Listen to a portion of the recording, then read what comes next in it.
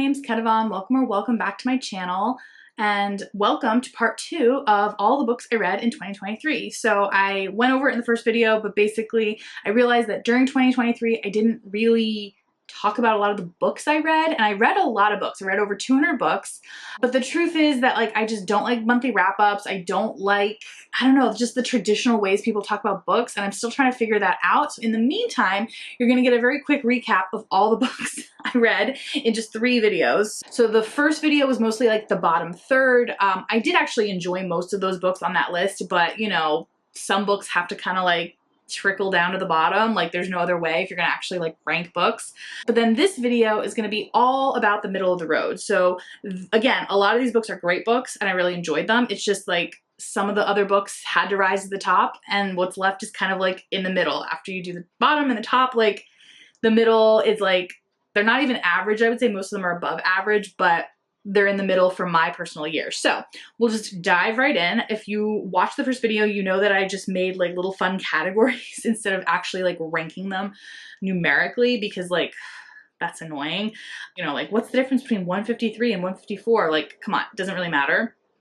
And also because my star system is very like not accurate, I would say, and I thought it'd be more fun for you thematically, so that's what I did. Okay, so cat interruption over. So what I'll first do is basically go through the categories in this video, and then of course you can skip around if you want. So the first category is It's Not You, It's Me. So these are books that I know are better than my experience of them, and I know it's because of my mood or like my state of being when I was reading them, and I probably should have just DNF'd them or put them on hiatus, which is what I normally do when I know it's me that's not enjoying it, it's not the book that's not enjoyable. But for some reason, for these 5 or 4 books, I just powered through, and I mean, I won't call it a mistake, but it happened, right?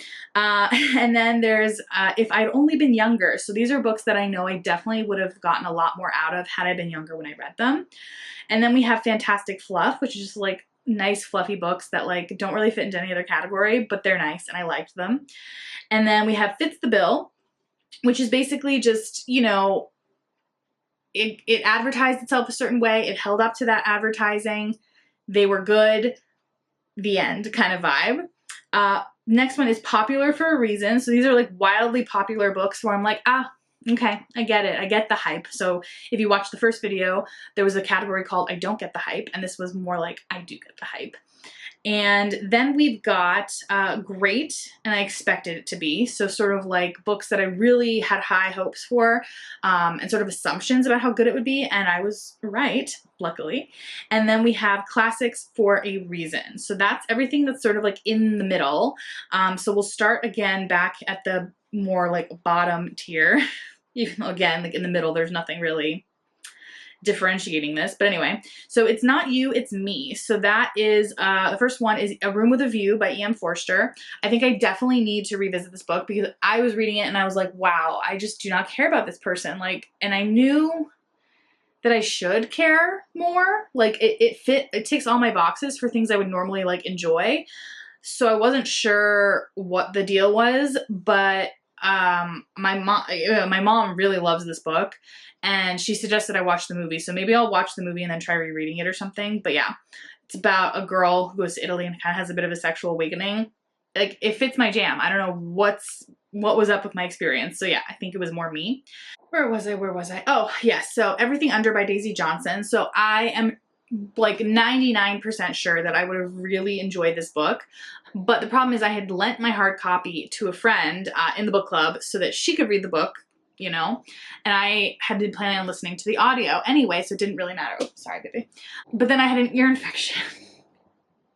And so like I had tinnitus, like my hearing itself was muffled, and it was just like a literal awful audiobook experience that I really, really did not enjoy. And so I knew I wasn't picking up things as I was reading because I was just kind of like, whoa, I don't care. I just need to like plow through before book club. And luckily the book club meeting kind of helped me like enjoy it more by picking up and putting together things where I was like, wait, was that like that character and this? Like, you know, as I was like still a little feverish even at book club. So anyway, that was an unfortunate thing, but it's not something that could have been helped by anybody, unfortunately. Oh, I should probably say a little bit about the plot. Yeah. So everything under is about, it's like a Oedipal retelling in the UK. Next up is Time Shelter by Georgy Gospodinov, I think is how you say his name. He's Bulgarian, and I really enjoyed this book, but I know that I would have enjoyed it so much more had I had the paperback copy or like a hard copy, because I just listened to it on audio, and it's in like very short chapters, and on audio it's very like difficult to tell like what's the start of a new chapter, what's the start of a new section. And I feel like with that book, it's actually quite important how it's like placed on the page and things like that. So unfortunately, I think if I reread it, I would rather do it on paperback. The audiobook was great though. I really got a lot out of the audiobook. I just wish I had that hard copy to reference while listening. And then Time Shelter is about this guy who like kind of creates an old age home where each like floor is a different like decade, so that like as the people have Alzheimer's and dementia and they like feel like they're their younger selves, they can be in the right like setting that feels kind of like accurate. And then it kind of just like, I don't know if this is a spoiler, but it kind of just like explodes and everyone loves the idea, and then it ends up being like every country in Europe like votes on what decade they want to like permanently live in. It's wild. It's like a really interesting take on nostalgia. But anyway, and then we have The Death of Ivan Ilyvich by Leo Tolstoy. That one is I don't understand. Like all the others I understand why, and I don't understand this one because everyone seems to love it. And I read it and I was just like, okay, that's a nice story, but like it's not like hitting me the way I think it hits other people. So I definitely want to reread it at some point. Maybe when, I don't know, like I don't know what it was, so it's hard for me to like pick another time to read it, but I think I definitely want to give it another chance. Because I do enjoy Leo Tolstoy's like other short works, so we'll see. Okay, and then the next is If Only I'd Been Younger. So these are the books that I would have enjoyed had I been younger when I first read them. So they're all actually good, I think. Yeah, the lowest rating I gave any of these was a 3-star, and which is still good for me. And so this is more just about like reading things at the right time in your life. So there's 2 picture books on here. The first is Homeland, My Father Dreams of Palestine by Hannah Mushabek, and the first Strawberries, A Cherokee Story by Joseph Brucock. And so yeah, they're both great little picture books, but obviously they're for children. So they were great. It's just like, obviously they're more impactful for the children. Yeah, I think every other book besides those 2 picture books were books that I read for like my polyamory relationship reading series. And again, like I'm reading these books just to review them and like recommend them or not. So it's less like I'm reading them because I like am trying to like figure out these concepts for myself. Like most of these I've like already figured out for myself, and I'm sure I would have been able to figure it out more quickly or more efficiently if I had had these resources at the time. Some of them didn't even exist when I was doing this stuff. I'll just go through them really quickly. Daring Greatly by Brene Brown. That's like about being vulnerable and like opening yourself up, and that's like I think a really important concept. But this book is quite old. It's at least 10 years old, and I think it's kind of like trickled out into the mainstream, but I think it's still worth reading. And then we have This Is Supposed to Be Fun by Maisha Battle, and this is like about how to online date in a fun way. And I think that's a really important life skill because I've just never, I don't want to be rude, I'm so personally sick of hearing all the conversations about how online dating sucks, because it doesn't have to, and it's not like like I've never had an unfun time online dating because I have basically followed this advice in this book before the book even existed, which is like doing it on your own terms, like setting personal boundaries for like how much like time you're going to invest in something as like silly as online dating, you know, like this is not something you spend 6 hours a day doing, you know, just little things like that, like reframing things that like this is not an evaluation of your worth, like things that you might think are obvious, but like clearly they're not, because most people really hate online dating for these reasons. So if they, yeah, anyway, I won't get into that. Getting It, A Guide to Hot, Healthy Hookups by Allison Moon.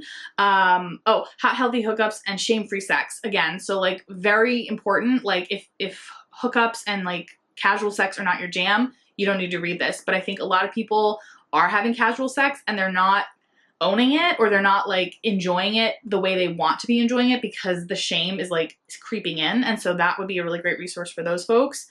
Ask me about Polyamory, the best of Kimchi, Cuddles by Ketevan Wolf. So this is like a comic series that kind of like explores polyamory. It's interesting, but it's like at this point I think a little dated. But that's fine. For an introduction, very quick, like comic book BD style, it's great. Does Monogamy Work by Luke Brunning. I don't love this one, but it's a pretty good introduction for like the history of monogamy and kind of how monogamy historically has never been successful in any culture. So it kind of is a nice primer for like, why are we even doing this? Polygamy, a very short introduction, Sarah M.S. Purcell. This is one of those Oxford, a little, what is it called? A very short introduction books. So it's basically just the history of polygamy, or polygamous cultures, I should say. I think she personally, her research focuses on fundamentalist LDS in Utah, but she also covers, you know, Africa, Asia, like lots of different cultures that do polygamy as well. And then we have Opening Up by Tristan Taormino. This one is a good book, but I don't recommend it because the author wrote it when she wasn't non-monogamous, and so it was kind of like through an anthropological lens, and I don't know, I just think it's a little sloppy, but it does have it has lots of broad ideas because all she could do was interview people. So it has a lot of different examples of how you could do non-monogamy. So in that sense, it is very valuable. And then we have Polyamory Toolkit, a guidebook for polyamorous relationships by Dan and Dawn Williams. This is like a married couple that opened up. And I think if that's your scenario, this is like the best guide for you if you're gonna like keep your marriage like as the center of your life. That's for sure a good one. Playing Fair, a guide to non-monogamy for men and to women, because so many books are like marketed towards women, which is fair because the women are doing the reading. But if you are a man and you want to read, this is a good one. It is also very dated. I think it was like 10 years old 10 years ago, so I think it's like very, very old. But unfortunately, the patriarchy has not moved much and all the concepts basically still apply. So yeah, nothing's really needing an update on that book, unfortunately. And then we come to Fantastic Fluff, which is the fun, like just light reads that I really enjoyed this year. So the first four are all Heartstoppers, 1 through 4, by Alice Othman, and I really, really love them. They're so cute. I think the 5th one's out right now, but I haven't read it yet. But yeah, very cute. Love them. And then we have Miss Marple, The Complete Short Stories by Agatha Christie. I found this collection used and I'm like really happy I just got to like read every single Miss Marple story like in a row, because it was just like so fun to like, I don't know, be immersed in that world, because she only did short stories for Miss Marple, no novels. So really happy I got the whole big collection done. And then we have Chuck Klosterman's Eating the Dinosaur. So as a young adult, I was a huge fan of Chuck Klosterman. I still am. Like, I don't think he's inherently problematic in any way. Obviously, he has like a very like narrow like viewpoint, like all authors. But I really enjoyed some of his work when I was younger. And this book, I had a bookmark in the middle of it. So I feel like I had either finished it or started it and didn't finish it, but I couldn't tell, so I just reread the whole thing. And it was really nice. It was like just fun little, he does like nonfiction essay commentary, social commentary, and they're just fun, and I liked it, as I do all his books. And then we have Celeste Ng's Little Fires Everywhere. This one, I actually watched the TV series first. Unfortunately, I do have to say the TV series is better than the book. But that's just because they updated it, made it more modern, you know, made some of the characters black. It just made it more dynamic and interesting. But the book itself was really nice as well. And then we have, some more picture books. So Six Dinner Sid, A Highland Adventure. This one is a sequel to the other Six Dinner Sid book. So Six Dinner Sid is basically a children's book about a cat who each family thinks he's their cat, but he has 6 families, so he gets 6 dinners every night. It's very cute. And in this book, they all go to the Highlands together. I don't know why these 6 families on the street like all go on vacation together, but they do, and it's very sweet. And that one's by Inga Moore.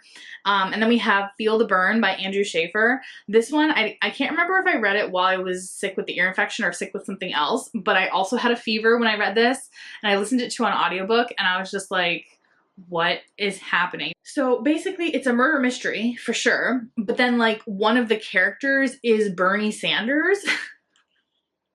What? And I saw that, I think like just on the homepage of the Libby app or something, like I found it very organically, and I was just like, huh? And like I just kind of tagged it as like, you know, maybe for later sort of thing. And then I was like, well, I'm sick, and like, why not? Like, just give it a go. And I definitely wanted to like DNF it like a third of the way through.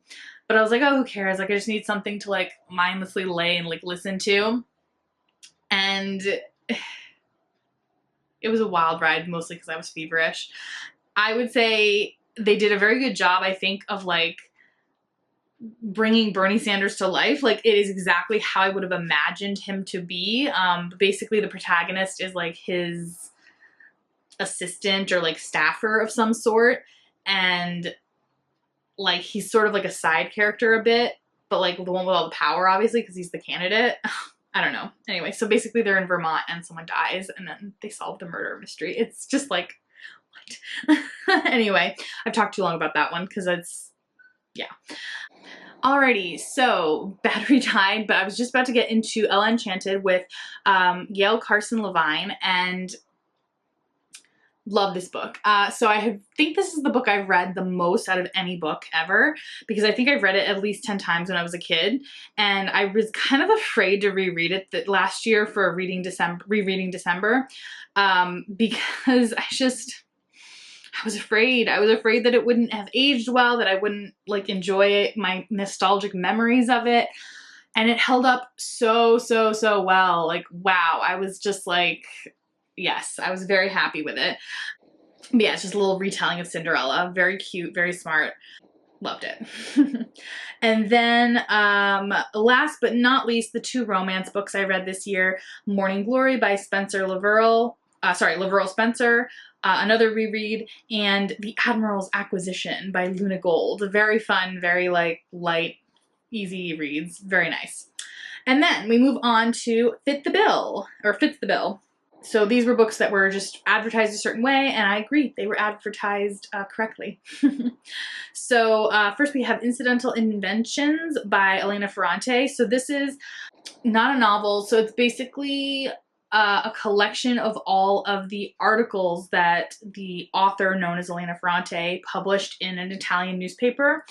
It's basically like a column that she wrote based on prompts. So the newspaper would give her a prompt and she would like sort of respond to it. So yeah, it's very interesting, but it's just a collection of newspaper articles. It's not like a cohesive thing. It's very good though. Very insightful, very like interesting look sort of at the life of this author, even though we don't know who it is officially. And then we have Stone Mattress, 9 Wicked Tales. Again, it's like a short story collection by Margaret Atwood. Really nice. This one, I think, is it this one? Yes.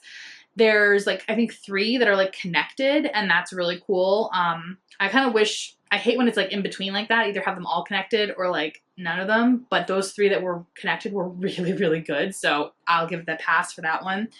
And then we have The Little Book of the Hidden People by Alda Sigmundsdóttir. This is an Icelandic author who, she's like, I think a news person. She kind of is sort of like one of the few Icelandic people that writes in English for people outside of Iceland. So this is like a little collection of like all the myths around the hidden people. And then we have Daphne du Maurier's The Breakthrough, and it's kind of like sci-fi like stuff, which like you wouldn't think like Daphne du Maurier, but like she does a really good job of it. It's fantastic. It's short and really good. And then we have New Jack, Guarding Sing Sing by Ted Conover. This was fantastic. I actually read it to be part of a pairing, so maybe I'll make that video eventually one day. But basically, so Ted Conover is an investigative journalist, and he wanted to write a book about prisons in the 90s, and he wanted to kind of like visit the prisons and talk to people and kind of get, you know, like do his investigative journalism, and was like halfway surprised when basically everyone was like, no, you can't come in, you can't look at anything, you can't see anything, you can't interview people, blah, blah, blah. And he was just like, whoa, okay. So he decided to go undercover as a as a guard at Sing Sing. And no surprise, like obviously the reason they don't want him there as an investigative journalist because the abuses were like off the charts, like illegal, inappropriate, worthy of like a million newspaper articles. What's interesting is that he is able to offer this like perspective of the psychology of like why you would get to the point where you're like abusing someone, that you don't start off as an abuser necessarily, although I do think that that job kind of attracts a certain kind of person, but it's not necessary, right? Like you don't have to be that kind of person to end up being abusive. But he's able to really like in depth go like, oh my God, I like wanted to fucking kill this person because they were able to get under my skin, and because of the power dynamic and like how everything works, it's like they have to behave a certain way to get, anyway, it's very interesting, complicated analysis. I won't get into it, even though I already have. So then we have Dear Life by Alice Munro. That's another short story collection by a Canadian woman. Very good. I really like that one. None of the stories like are sticking out to me, but I also did read that like in the earlier part of the year, but I remember enjoying them, so that's good. And then we have Carmilla by Sheridan J Sheridan LeFanu, I think is how you say her name. His name, sorry. And this is like the original vampire story before Dracula, and it's about lesbians, and I thought it was nice. It makes sense, like yeah, it's good, but also like it was very simplistic, which is like normal for like the first kind of a story about anything. But yeah, it was very, still really well written. I still really enjoyed it.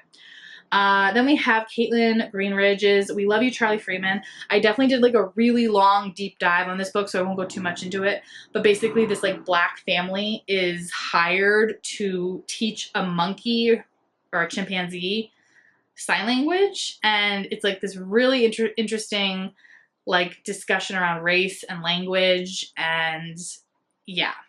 Very interesting. I'll link that video up here so you can like hear more if you're interested. Nonviolent Communication, Marshall Rosenberg. Why didn't this fit in the earlier section?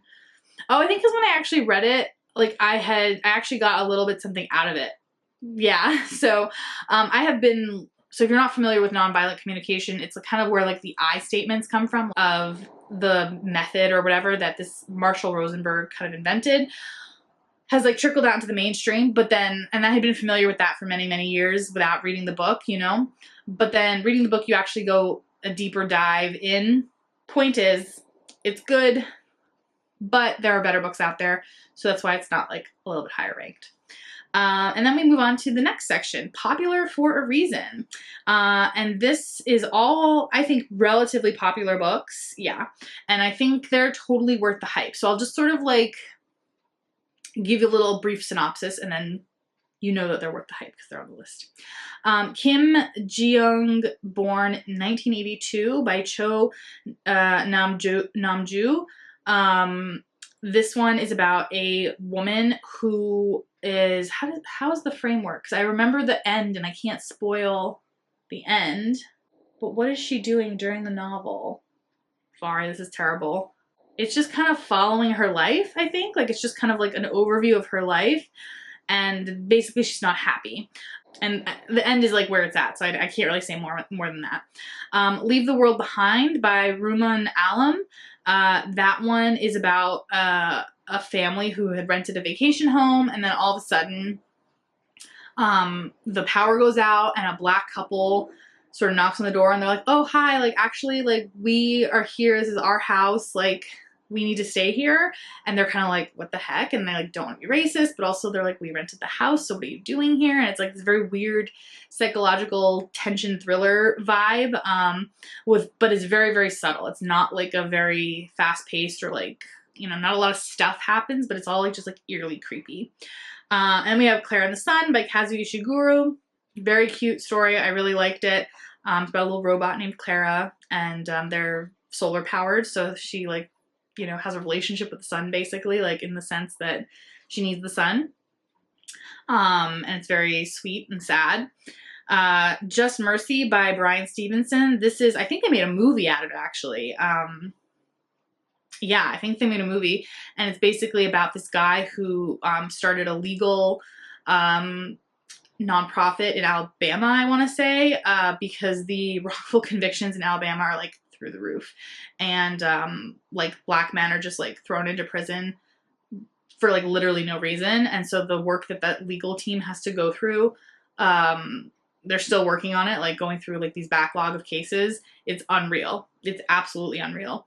And so this book is really interesting because it's like the core of the book is one case that they go into like super in depth on. And I thought that's all it was going to be about. And I was kind of bored because I was like, I already read an article about this case. I already know about it. I don't really think I want a whole book about just this, but I had found it used and I was like, oh, let me just read it. And it actually intersperses lots of different stories about lots of other different cases that are like similar in theme. So that's really interesting and makes the book more dynamic. So I like that. And then we have Jon Krakauer's Missoula. Love Jon Krakauer. Like he wrote Into the Wild, if you know that book. And he writes a lot of other like investigative journalistic type nonfiction. And this one was fantastic. I bought this a really long time ago. Thought I didn't really need to read it because we all know that like campus rape at universities is like endemic.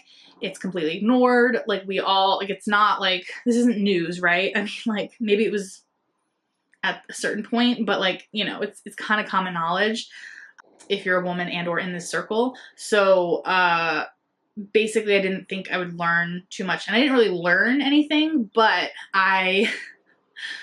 even I, who has like no faith in the world, was shocked at some of the blatant law-breaking, discrimination, inappropriate treatment of victims, doxing of victims. Just like, it was wild. It was a wild ride. This town in Missoula just was like famous for all the raping that was happening. And it's like, it was just a wild story. And the interviews were done really well. And I really, really enjoyed it as much as you could enjoy that kind of book. And then we have Barbara Ehrenreich. How do you say her last name? Barbara? I have no idea how to say her name. Please like tell me how to say her name down below. And also correct me, by the way, if I ever mispronounce someone's name and you know how to pronounce it. Like, I always do my best, but like, I just don't have time to look up hundreds of names and have it perfectly pronounced on video. So please do correct me anytime. Anyway, so Nickel and Dimed. It's like very old. I think it came out like literally 20 years ago. But it's basically, she again went undercover and like just decided to live as someone working minimum wage. So I think she was first a waitress, then she was a maid, and then she worked retail, I think, for a little bit, but basically just like found whatever job she could have with her fake little resume of like nothing, you know, no journalism degree kind of thing. And just kind of like explained how impossible it is to live in America on a minimum wage, even just like with one person with no one to take care of. So yeah, it was really interesting because like, again, this book was written 20 years ago and like, wow, the world has gotten so much worse in that sense since then. So you don't even want to imagine like what the reality is for so many people.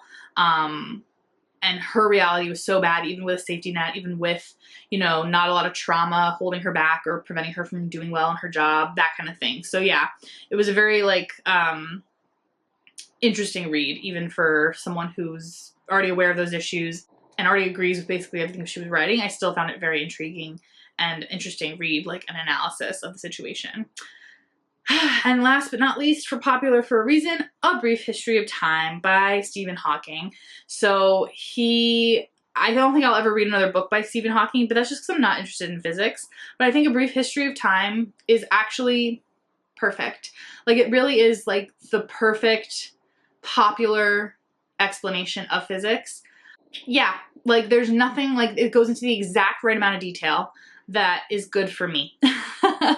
Because I'm interested, you know, but also like I don't want to study physics, you know, like that's not an interest of mine right now in my life or ever. So I think it's really important to have these books that are there for people who are not going to become experts or even like more interested than the content of this one book. Like, I think that's so important to have in the reading world, and it really does a good job, and I like cannot recommend it anymore. Then we have another little short section called Great and I Expected It to Be. So the first one is Split Tooth by Tanya Tagaq. I think is how you say her name. She's Indigenous Canadian, I believe. and she's a throat singer. So if you've seen those fun videos on YouTube where they're singing with their throats, and it's narrated by her. I listened to the audiobook, and so it's very good audiobook. Like, it's one of those things where it's almost like I recommend the audiobook over the paperback kind of no matter what, because part of the book is sung and she sings it. So it's like just makes this amazing experience. But basically the plot of the book is about a teenager getting pregnant. Yeah. And then we have Witches, Witch Hunting, and Women by Silvia Federici. I read this on a whim on vacation, I think, and it's like her like short pop version of another book that I think it's called Caliban and the Witch. And this one's good, but I definitely want to read Caliban and the Witch to like expand, because in this book she kind of was like, oh, I talk more about this in Caliban and the Witch. I'm like, okay, I should just read Caliban and the Witch. But for like a brief introduction about the concept of witchcraft, sociological, not pagan or magical concept. So like the idea of like witches needing, witches being like a group of people, usually women, who need to be controlled by society in some way. So we just like decide that they're witches to like get rid of them or control them, is so interesting. And she brings in not just the historical Salem witchcraft trials, which I think is like so boring and overdone. Like we've heard about them. We're done. Like we know.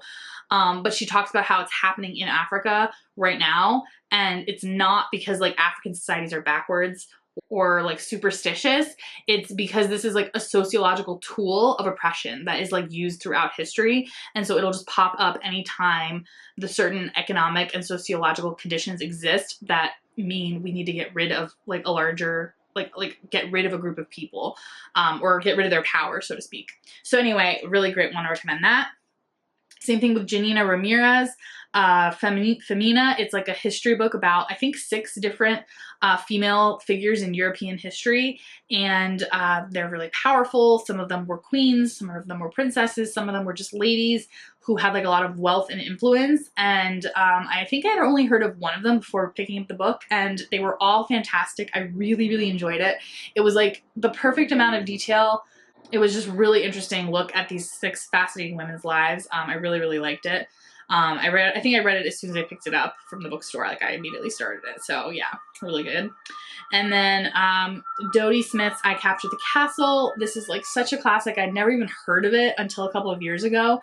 I don't think I would have enjoyed it more if I was younger. I think I would have hated the character if I was younger, so I did put it in that section. But it's about a very young girl who lives in this, like, you know, I think it's during the interwar period in England, and so her father is just, like, supposed to have been this, like, rich guy, a lord of some sort, even though he's not a lord, but he's a writer, and they're supposed to be living off his royalties, but his books aren't selling, and, like, he doesn't know how to manage money, and kind of, like, everything's falling apart.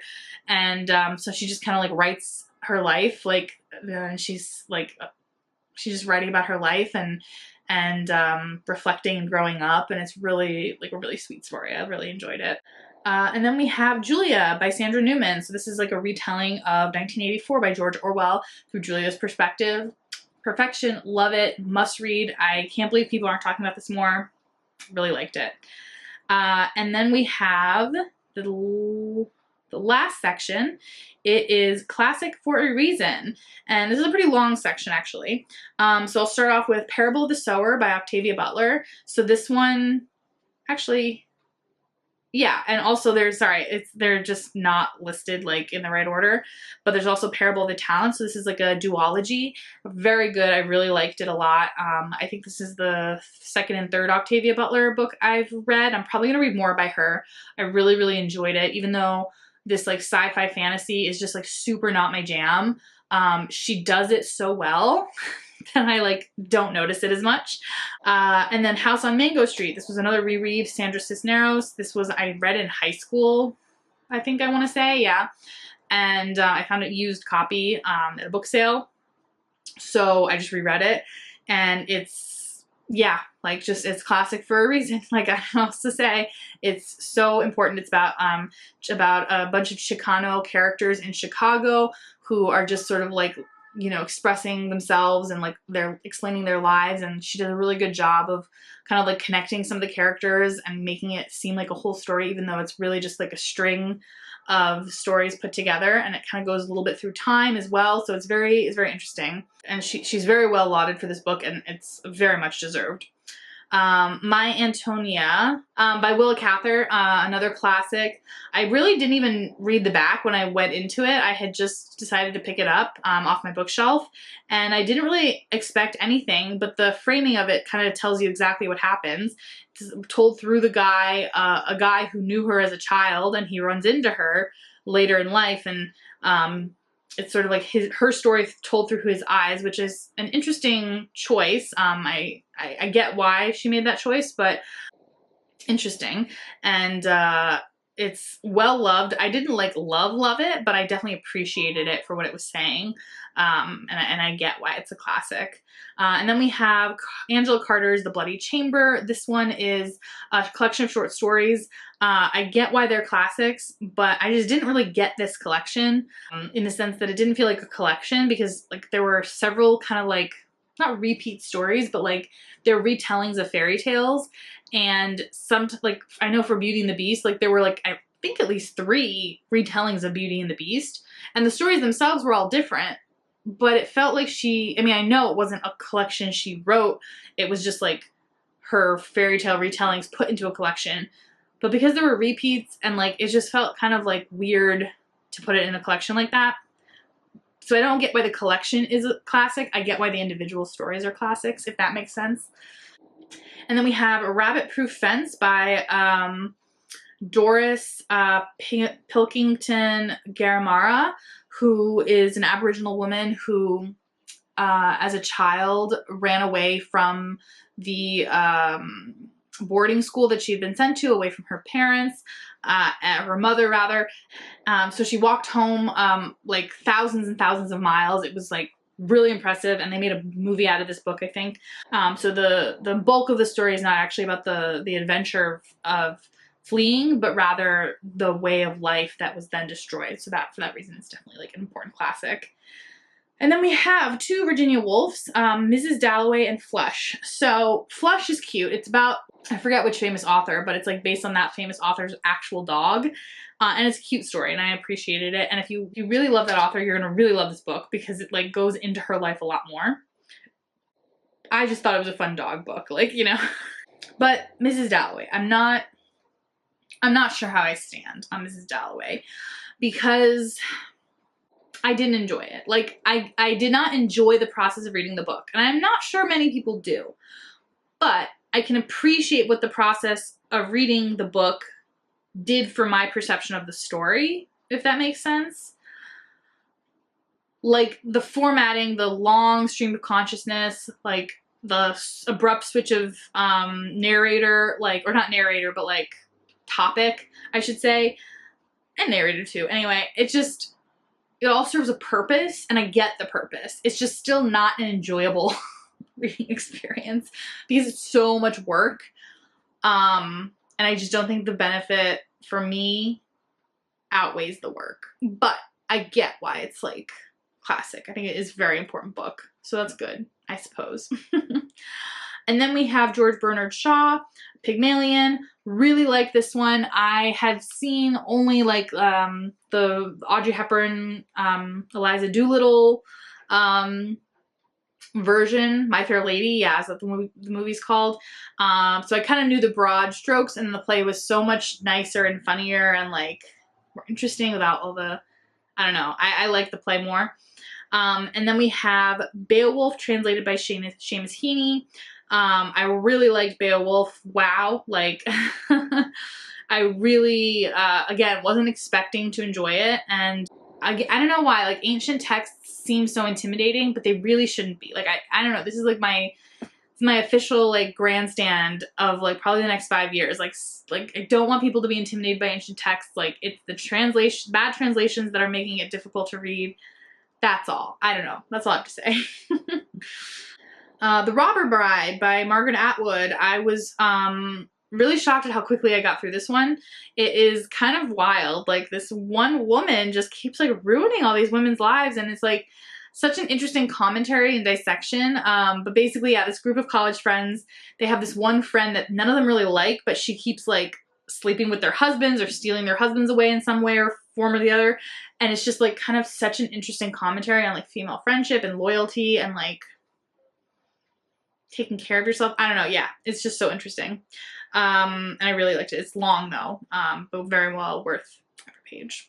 And then we have Minor Detail by Adanya Shibli, I think is how you say her name. She's Palestinian, and I read this a while back from the library, and I really enjoyed it, so much so that I bought a copy. My husband is currently reading it right now, so I don't have the book to show you, but this was one of the few that I bought after reading.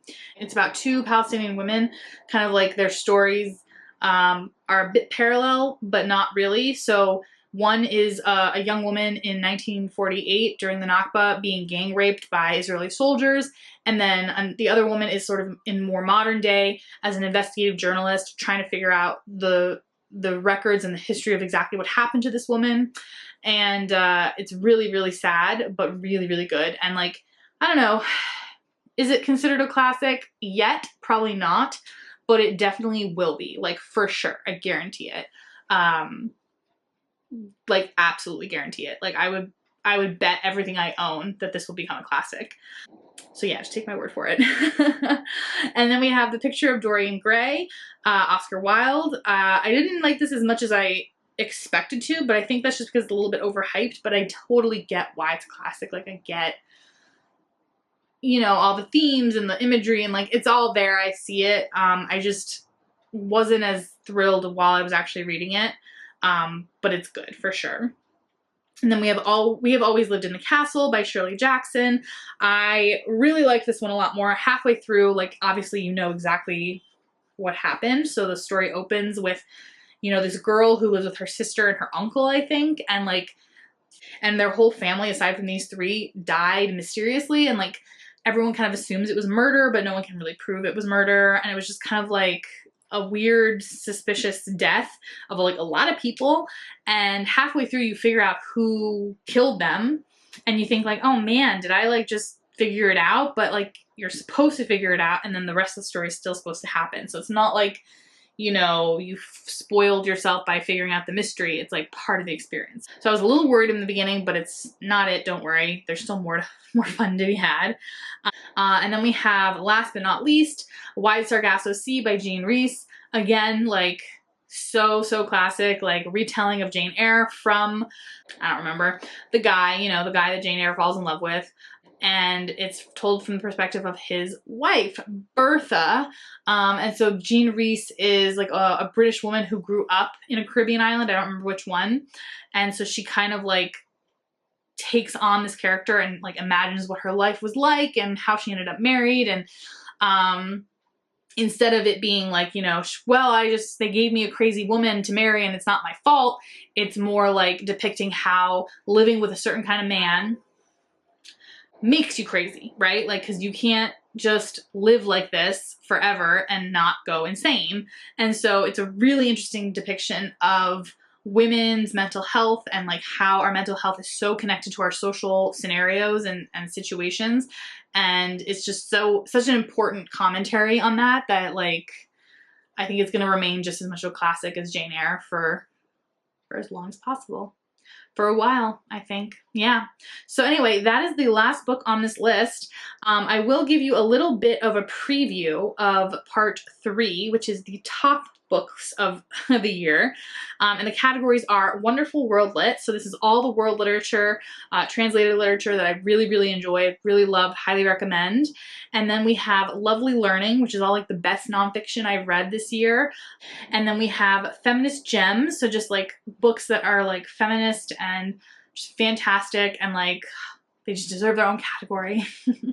And then I have 3 categories that are like sort of the top of the top. So the first one is Quelle Surprise. So these are books that I like went in with either low expectations or no expectations, and they like really wowed me. And then the next one is Wowza. They just wowed me. The end. And then for the final category, I picked exactly 10 books, which is creme de la creme, the cream of the cream, like the very top layer, the best of the best. So that's going to be another about 60 books in part 3. So stay tuned for that one, and thank you so much for watching. Until next time, bye.